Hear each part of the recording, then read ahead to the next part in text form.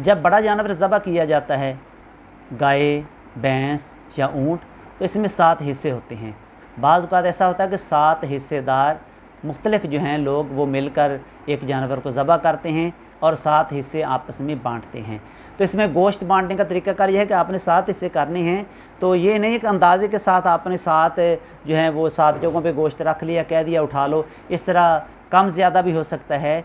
जब हिस्से हों तो फिर तमाम लोगों को वो तोल के फिर बाँटना चाहिए गोश्त, ताकि किसी के पास कम या ज़्यादा गोश्त ना जाए, सभी को एक जैसा मिले।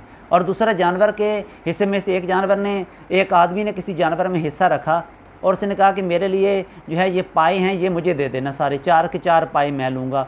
या किसी ने कह दिया कलेजी जो है वो मैं लूँगा। या जानवर का कोई ख़ास हिस्सा मखसूस कर लिया कि कुर्बानी मैंने आपके साथ हिस्सा रखना है, लेकिन ये हिस्सा मुझे दें, मैं गोश्त इसमें से लूँगा।